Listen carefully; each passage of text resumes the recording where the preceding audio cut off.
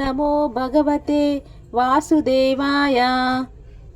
ఓం నమో భగవతే వాసుదేవాయ.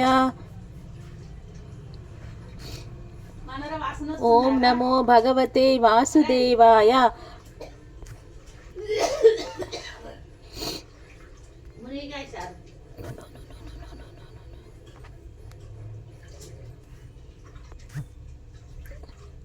శివమహాపురాణం 5వ భాగము. శివనామములు. పీనాకి రుద్రుడు. స్వామిని పీనాకి అని పిలుస్తారు. పీనాకి అనే నామం చాలా చిత్రమైనది. పరమశివమూర్తి పట్టుకునే ధనుస్సు సామాన్యమైన ధనుస్సు కాదు. మేరు పర్వతమును ధనస్సుగా పట్టుకుంటారు. శంకరుడు రాక్షస సంహారం చేస్తే తాను ఎలా ఉన్నాడో అలాగే ఉండి చేస్తాడు. వేరొక రూపమును తీసుకొని సంహారం చెయ్యడు. కానీ శివుడు ధనస్సు పట్టుకున్నట్లు మనకు శాబ్దికముగా తెలుస్తుంది. వేదముల వలన తెలుస్తుంది.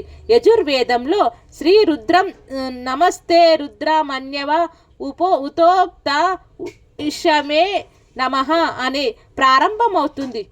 స్వామి, మీ కోపమునకు ఒక నమస్కారం. ఆ మాట చెప్తున్నారు. కోపంగా ఉన్నవాడు తన చేతిలో ఉన్న ఆయుధం నుండి బాణమును విడిచిపెడతాడు. ఇవి మిమ్మల్ని రోడింపజేస్తాయి. మరి ఆయన ఎందుకు అలా ధనుస్సు పట్టుకోవాలి? రుద్రుడు మనం చేసిన తప్పులకు మానను శిక్షించడానికి ధనుస్సును పట్టుకొని ఉన్నాడు. అదే మేరు పర్వతం బంగారు ధనుస్సు సంధించడానికి 2 పక్కల తూనీరములున్నాయి. దీనిని ఈశ్వరుని ఘోర రూపం అంటారు. మీరు చేసిన పాప ఫలితం ఉన్నది. మీరు బాధ పెడితే తప్ప ఆ పాపం పోదు. కాబట్టి ఇప్పుడు మిమ్మల్ని ఏడిపించాలి. అందుకు గాను బాణమును తీస్తున్నాడు. ఈ శరీరంతో ఉన్నప్పుడు సుఖమును దుఃఖమును రెండిటిని అనుభవిస్తారు. ఈ శరీరంతో పాప పుణ్యాలను రెండిటిని చేస్తాము. తప్పు చేశాము కాబట్టి దుఃఖం అనుభవించాలి. నేను పాపము చేశాను, కానీ నన్ను అంతా ఏడిపించకు. తట్టుకోలేను. నేను ఏడిస్తే చివరకు నీ పాదముల యందు విశ్రుతి కలుగుతుంది. నేను ఏ ఏడుపులో ఉండిపోతాను. నేను ఆ బాధలో ఉండడంతో నా జీవితంలో కొంతకాలం నీ పాదములకు దూరం అయిపోతాను. నిష్ఠతో నీ పాదములను పట్టుకోలేని స్థితి నాకు వచ్చేస్తుంది. కాబట్టి ఈశ్వర, నీ కోపమునకు ఒక నమస్కారం. ఈశ్వర, నీ ధనుస్సు ఒక నమస్కారం. నీ బాణమునకు ఒక నమస్కారం. యాతా ఇషి విశిష్టవత వా శివాం బభూవ తే ధనుహ. కాబట్టి మేము సంతోషించే బాణములను వేయాలి. నా యందు దయ ఉంచి నన్ను నీ త్రోవలో పెట్టుకో అని ప్రార్థిస్తే ఇప్పుడు ఆయన ప్రసన్నుడు అవుతాడు. ఇప్పుడు ఆయన మొదట్లో పట్టుకున్న ధనుస్సుకు తేడా కనిపిస్తుంది. పీనాకిని అనే శబ్దమును మీ జీవితమునకు అన్వయం చేసుకోవడానికి రుద్రం ప్రారంభం ఇలానే మాట్లాడింది. ఇది అసలు ధనుస్సు. మీరు తప్పు చేస్తే ఘోర రూపంలో ఈశ్వరుని చూడవలసి వస్తుంది. తప్పు చేశారని చెప్పుకోవలసిన రోజు మీ జీవితంలో ఎందుకు రావాలి? మీరు జీవితంలో శాంతమైన శివ దర్శనమును కోరుకున్న వారై ఉండాలి. అనగా తప్పులు చేయకుండా ఉండటానికి ప్రయత్నించాలి. ఆయన బంగారు ధనుస్సును పట్టుకొని మీరు చేసిన పాపములను తగిన శిక్షను విధిస్తూ మీ పాపములో పరిహారం చేస్తున్నారు. ఎంత పాపం చేసిన వాడైనా ఆయన పాదములు పట్టుకున్న వాడైతే ఆయన పాదముల యందు విశ్రుతి కలగవలసి అవసరం లేని రీతిలో తప్పించి వాడు భరించగలిగినంత దుఃఖమును మాత్రమే ఇచ్చి తప్పిస్తాడు. కాబట్టి మీకు ఇప్పుడు శిక్ష వేయడంలో కూడా ఆయన ఒక తండ్రి బిడ్డలను చూసుకున్నట్లు చూసి కొడతాడు. కాబట్టి ఈశ్వర, మీరు ప్రసన్నమూర్తి అయి కనబడండి అని కోరుకుంటాము. అసలు సనాతన ధర్మంలో మిమ్మల్ని భయపెట్టడానికి మీరు చేసే పాపములను ఫలితం ఇచ్చేవాడు ఒకడు, మీ భయం తీయడానికి ఒకడు వేరుగా ఉండరు. భయతృతు భయనాశయాః. భయమును సృష్టించేవాడు పరమాత్మే, భయమును తీసేసేవాడు పరమాత్మే. ఇది సనాతన ధర్మమునందు ఉన్న జీవాధార. కష్టమును కలిగించడానికి, కష్టము తొలగించడానికి ఈశ్వరుడే కారకుడు. ఆ కష్టమును కాలములో మీరు మరిచిపోయేటట్లు చేసే కాలస్వరూపుడు కూడా ఈశ్వరుడే. గురుస్వరూపియ మరల వచ్చి మీ మనస్సుకు తగిలిన గాయాలను మాన్పించి మిమ్మల్ని మరలా యథా మార్గమునందు మళ్ళీ తిప్పేవాడు కూడా ఈశ్వరుడే. ఈశ్వరుని కారుణ్యమునకు అంతులేదు. కాబట్టి ఆయన పట్టుకున్న ధనస్సు మనకు ఎల్లప్పుడూ రక్షణే కల్పిస్తుంది. కాబట్టి శాస్త్రము పాతీతి పినాకహ అని చెప్పింది. ఈ ధనుస్సు మీకు ఘోర రూపంలో పాప ఫలితాలను ఇచ్చిన, అఘోర రూపంలో సుఖములను ఇచ్చిన అది చేస్తున్నది మీ రక్షణే కనుక ఆ ధనుస్సు లోకమును రక్షించగలిగినది. అందుకే రుద్రము ఆ ధనుస్సును అంత స్తోత్రం చేసింది. ఆ కరుణ ఈ సమస్త లోకమును లయం చేస్తున్నప్పుడు అందరినీ ఏడిపించింది. వాడు ఎవడో వాడు రుద్రుడు. మనకి 3 ప్రళయములున్నాయి.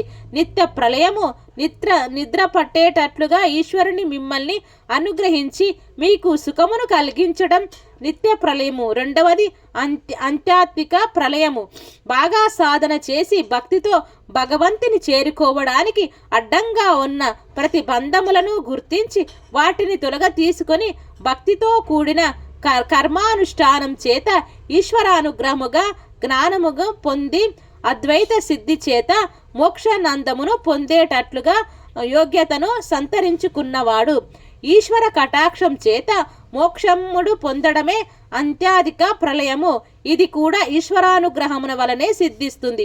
రమణ మహర్షి వంటి మహానుభావులు ఈ విధంగా మోక్షమును పొందారు. మూడవది మహాప్రళయము. ఆత్యంతిక ప్రళయంలో ఒక్కొక్క మెట్టు ఎక్కి పైకి వెళ్ళిపోతారు. ఈశ్వరుని తమంతా తాము పొందలేని వాళ్ళని ఈశ్వరుడే పొందుతాడు. వాళ్ళు ఏడుస్తున్నా వాళ్ళకి సిద్ధిని ఇచ్చేస్తాడు. అలా చేసిన రుద్రుడు చేతి ధనస్సు సాత్వికమైనది, లోక రక్షణ హేతువైనది. అది కూడా ఆయన అనుగ్రహం. ఈ శరీరంతో ప్రయోజనం సిద్ధింపజేసినందుకు ఈశ్వరుని ప్రార్థిస్తూ ఈశ్వరునిలోకి చేరుతూ ఈ శరీరమును వదలాలి.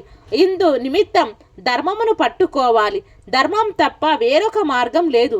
ఇదే శాబ్దిక ప్రణయమైన వేదము. ఈ వేదమును ఎవడు ఇచ్చాడో వాడు రుద్రుడు. ఆ రుద్రుడు వేదము చేత ప్రతిపాదించబడిన ధర్మం మనకు బాగా అర్థమయ్యేటట్లుగా గురు రూపంలో వచ్చి చెప్పి పరమాత్మ వైపు అడుగులు వేసేటట్లు బుద్ధిని చెక్కదిద్దుతాడు. కనుక ఈ ధర్మం వైపు మన మనస్సు నడిచేలా చెయ్యగలిగిన వాడు ఎవడో వాడు రుద్రుడు. అది వాడి చేత పట్టుకున్న పీనాకము, దాని నారీ శబ్దములే వేదములు. కాబట్టి ఇప్పుడు ఆ శాబ్దిక ప్రమాణములే వేదములు. అటువంటి వేదం మనము ధర్మ మార్గంలో నడిపించడానికి వచ్చింది. ఆశాపాశములు ఎన్నింటితోనూ తిరుగుతూ ఉంటాము. ధర్మం వైపు అడుగు పెట్టాలంటే ఈశ్వరానుగ్రహం ఉండాలి. అటువంటి అనుగ్రహమును ఇచ్చి నడిపేవాడు ఎవరో వాడు రుద్రుడు. రుద్ర శబ్దంలో ఋతు అన్న మాట ఉన్నది. ఈ ఋతు భర్తేభ్యోద్రావాతం. ఋతు అంటే ప్రతిబంధకము, అడ్డము. ఒక అడ్డం ఉండటం వలన వ్యక్తి ఈశ్వరుని చేరలేకపోతున్నాడు. మనస్సు ఈశ్వరాభిముఖం కావటం లేదు. ఎవరు భగవంతుని నిజంగా కోరుకుని నేను ఈ కోరికల వలన నిన్ను పొందలేకపోతున్నాను, వీటి నుండి నా మనస్సు మరల్చు అని ఈశ్వరునికి చెప్పుకున్నాడో ఆ నిజాయితీకి పొంగిపోయి ఈశ్వరుడు ప్రతిబంధములను తీసేస్తాడు. మీరు ఈశ్వరుని చేరడానికి ఏది ప్రతిబంధకమో నమస్తే రుద్రమన్యవా ఉతోత ఉషావే నమః అని అభిషేకం చేస్తే, రుద్రునకు పారాయణం చేస్తే, శివ అష్టోత్తరం చదివితే ఆయన ఆ ప్రతిబంధకమును తీసేస్తాడు. ఇది రుద్రః. అందుకని నమస్తే రుద్రమన్వయ అంటూ వెళ్ళి ఆ చేతితో ధనుస్సును రుద్ర శబ్దంతో కలపడానికి కారణం అది. రోదోయత్ శత్రాన్ ఇది రుద్రః. ఇప్పటి వరకు మిమ్మల్ని ఏడిపించిన వారు లేదా లోకమునకు శత్రువులైన వారు రాక్షసులు, ఒంట్లో బలం ఉన్నది కదా అని ఈశ్వర మార్గమును విస్మరించి తిరుగుతారు. అటువంటి వాళ్ళను మట్టు పెట్టగలిగిన వాడు రుద్రుడు. వాళ్ళని ఏడిపించగలిగిన వాడు రోదనం. ద్రావయాతి ఇతివా రుద్రః. నీకు ఏదో ఒక కారణం చేత అపాయమైన దుఃఖము ఉన్నది. ఈశ్వరానుగ్రహం బాగా ఉన్నట్లయితే ఆ వస్తువును శాశ్వతంగా దూరం చేయకుండా మీ కళ్ళ ముందే ఉంచి ఒక్కొక్కసారి మీకు లేనిది చేయవచ్చు. శంకరుడు ధనస్సు పట్టుకుంటే వేదములో దీనికి సంబంధించిన మంత్రములు ఎన్నో ఉన్నాయి. ఇలా ఎందుకు రావాలి అని అడిగాడు. పీనాకః పురాత దాహకాలే జ్వాలైర్మతం పిహితావాన్ పినాకః తదా మేరు ధనుస్వాత్ అన్నారు. లోకమునందు ఎక్కడ లేని రీతిలో బంగారు దయను మేరు పర్వతమును తన చేతిలో ధనుస్సుగా పెట్టుకుని నిలబడిన వాడు. అటువంటి ధనుస్సు కాంతుల చేత మన సమస్త లోకములు కష్టపడిపోయి రాత్రి అనక పగులు అనక బంగారు కాంతి యందు అన్ని లోకములు ఎప్పుడు ప్రకాశించాయో అలా ధనుస్సు చేతిలో ఎవడు పట్టుకున్నాడో వాడి చేతి ధనుస్సే చిత్రం. అలా ధనుస్సును పట్టుకున్నవాడు కాబట్టి అతనిని పీనాకి అని స్తోత్రం చేస్తున్నారు. కాబట్టి